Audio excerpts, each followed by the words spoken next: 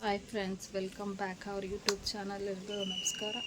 ಇವತ್ತು ಗೌರಿಕಾಯಿ ಪಲ್ಯ ಮಾಡೋಣ. ತುಂಬ ಟೇಸ್ಟಿಯಾಗಿರುತ್ತೆ, ತುಂಬ ಸಿಂಪಲಾಗಿ ಮಾಡೋಣ. ಬನ್ನಿ ನೋಡೋಣ ಹೇಗೆ ಮಾಡೋದು ಅಂತ. ಗೌರಿಕಾಯಿ ನೋಡಿ ಎಷ್ಟು ಚೆನ್ನಾಗಿದೆ, ಫ್ರೆಶ್ ಆಗಿದೆ, ತುಂಬ ಎಳೆದು ಚೆನ್ನಾಗಿದೆ. ನೋಡಿದ್ರೇ ತಿನ್ನಬೇಕು ಅಂತ ಅನಿಸ್ತು, ಅದಕ್ಕೆ ತೊಗೊಂಬಂದೆ ಮಾರ್ಕೆಟಿಂದ. ಚೆನ್ನಾಗಿತ್ತು ಫ್ರೆಶ್ ಆಗಿ. ಈಗ ಒಂದು ಬಾಣಲಿಗೆ ಕಡಲೆಕಾಯಿ ಬೀಜ, ಶೇಂಗಾ ಬೀಜ ಏನಂತಾರೆ, ಅದನ್ನು ಹಾಕಿ ಹುರ್ಕೊತಾ ಇದ್ದೀನಿ.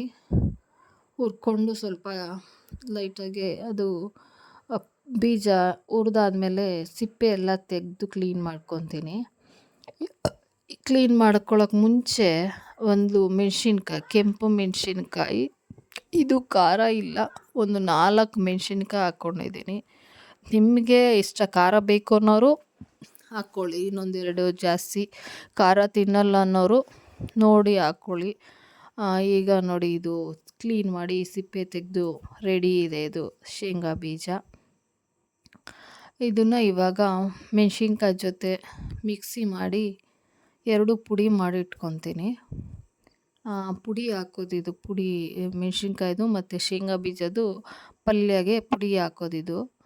ಅದಕ್ಕೆ ಇದನ್ನು ಪುಡಿ ಮಾಡಿ ಇಟ್ಕೊಳ್ಳೋಣ. ಈಗ ಎರಡೂ ಶೇಂಗಾ ಬೀಜ ಮತ್ತು ಮೆಣಸಿನ್ಕಾಯಿ, ಒಣ ಮೆಣಸಿನ್ಕಾಯಿ ಏನು 2 ಹುರ್ಕೊಂಡಿದ್ದೀವಲ್ಲ, ಅದನ್ನು ಇವಾಗ ಪುಡಿ ಮಾಡ್ಕೊಬೇಕು. ನೋಡಿ ಇಷ್ಟ ಆಗಿದೆ. ಮೆಣಸಿನ್ಕಾಯಿನ ಫುಲ್ ಪುಡಿ ಆಗಬೇಕು ಅಂತೇನಿಲ್ಲ, ಇಷ್ಟ ಆದರೆ ಸಾಕು. ಈಗ ಒಂದು ಪಾತ್ರೆಗೆ ಗೌರಿಕಾಯಿ ಏನಿದೆ ಅದನ್ನು ಸ್ವಲ್ಪ ಉಪ್ಪಾಕಿ ನೆನೆಸಿ ಇಟ್ಕೊತಾ ಇದ್ದೀನಿ, ನೀರು ಹಾಕಿ. ಏಕೆಂದರೆ ನಾನು ಎಲ್ಲ ತರಕಾರಿನೂ ಉಪ್ಪಲ್ಲಿ ನೀರಲ್ಲಿ ಒಂದು 5 ನಿಮಿಷ ನೆನೆಸಿ ತೊಳೆದಿಟ್ಕೊತೀನಿ. ಏಕೆಂದರೆ ಸಣ್ಣ ಸಣ್ಣ ಹುಳಗಳಿದ್ರೆ ಸಾಯ್ತವೆ ಅಂತ.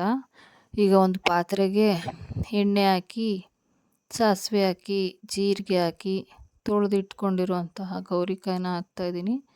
ಹಾಕಿ ಒಂದು 5 ನಿಮಿಷ ಚೆನ್ನಾಗಿ ಫ್ರೈ ಮಾಡಿ, ಅರಿಶಿನ ಪುಡಿ, ಸ್ವಲ್ಪ ಉಪ್ಪು ಹಾಕಿ ಫ್ರೈ ಮಾಡಿ 1-2 ನಿಮಿಷ ತಟ್ಟೆ ಮುಚ್ಚಿ ಬೇಯಿಸ್ಕೊತೀನಿ. ಇದೇನು ತುಂಬ ಬೇಯಿಸೋ ಅವಶ್ಯಕತೆ ಇಲ್ಲ, ಎಳೆದಾಗಿರೋದ್ರಿಂದ 5 ನಿಮಿಷದಲ್ಲಿ ಪಲ್ಯ ಆಗೋಗ್ಬಿಡುತ್ತೆ. ಇದು ತುಂಬ ಚೆನ್ನಾಗಿದೆ. ತುಂಬ ಗಟ್ಟಿ ಇರೋದಾದರೆ ತುಂಬ ಬೇಯೋಕ್ಕೆ ಟೈಮ್ ತೊಗೊಳುತ್ತೆ. ಇದು ಗಟ್ಟಿ ಇಲ್ಲ, ತುಂಬ ಎಳೆದು ಬೀನ್ಸ್ ಇದು ಗೌರಿಕಾಯಿ. ಇವಾಗ ಒಂದು 5 ನಿಮಿಷ ಆಯಿತು. ಇವಾಗ ನಾವೇನು ಪುಡಿ ಮಾಡಿದ್ವಿ ಶೇಂಗಾ ಮತ್ತು ಮೆಣಸಿನ್ಕಾಯಿದು, ಆ ಪುಡಿ ಹಾಕ್ಕೊಂಡು ಮಿಕ್ಸ್ ಮಾಡ್ತಾಯಿದ್ದೀನಿ. ಮಿಕ್ಸ್ ಮಾಡಿ ಇವಾಗ ಸ್ವಲ್ಪ ಅದೇ ಮಿಕ್ಸಿಗೆ ಸ್ವಲ್ಪ ನೀರು ಹಾಕ್ಕೊತಾ ಇದ್ದೀನಿ. ಸ್ವಲ್ಪನೇ ನೀರು ಹಾಕ್ಕೊಂಡು 2 ನಿಮಿಷ ಇದು ಫ್ರೈ ಮಾಡಿ, 1-2 ನಿಮಿಷ ಮುಚ್ಚಿದ್ರೆ ಇದು ರೆಡಿ ಆಗುತ್ತೆ. ಈಗ ಚೆನ್ನಾಗಿ ಮಿಕ್ಸ್ ಮಾಡಿ 1-2 ನಿಮಿಷ ಮುಚ್ಚಬೇಕಷ್ಟೇ. ಜಾಸ್ತಿ ಹೊತ್ತು ಮುಚ್ಚಿದ್ರೆ ಸೀದೋಗ್ಬಿಡುತ್ತೆ, ತಳ ಹಿಡಿದು ಬಿಡುತ್ತೆ. ತುಂಬ ಹೊತ್ತು ಬಿಡಬಾರ್ದು, 2 ನಿಮಿಷ ಅಷ್ಟೇ. ಈಗ ನೋಡಿ ರೆಡಿಯಾಗಿದೆ. ರೈಸು ಚಪಾತಿಗೆ ಅಂತೂ ಸೂಪರಾಗಿರುತ್ತೆ. ಈಗ ರೈಸ್ ಜೊತೆ ಟೇಸ್ಟ್ ಮಾಡೋಣ ಬನ್ನಿ. ಸೂಪರಾಗಿದೆ, ನೋಡ್ತಾ ಇದ್ದರೆ ಬಾಯಲ್ಲಿ ನೀರು ಬರ್ತಾಯಿದೆ. ಸಕ್ಕತ್ತಾಗಿದೆ ಟೇಸ್ಟು. ಶೇರ್ ಮಾಡಿ. ಸೂಪರಾಗಿದೆ ಟೇಸ್ಟ್ ಮಾತ್ರ ಅಲ್ಟಿಮೇಟು.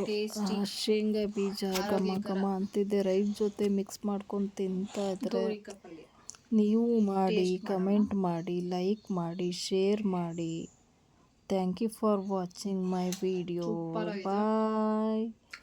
ಮತ್ತೆ ಸಿಗೋಣ ನೆಕ್ಸ್ಟ್ ವಿಡಿಯೋದಲ್ಲಿ. ಎಲ್ಲರ ಆಸೆ ಕನಸು ನೆರವೇರಲಿ ಅಂತ ಹೇಳ್ತಾ ಎಲ್ಲರಿಗೂ ಒಳ್ಳೆಯದಾಗಲಿ. ಹೇಗಿತ್ತು ಅಂತ ಕಮೆಂಟ್ ಮಾಡಿ. Thank you for watching my video.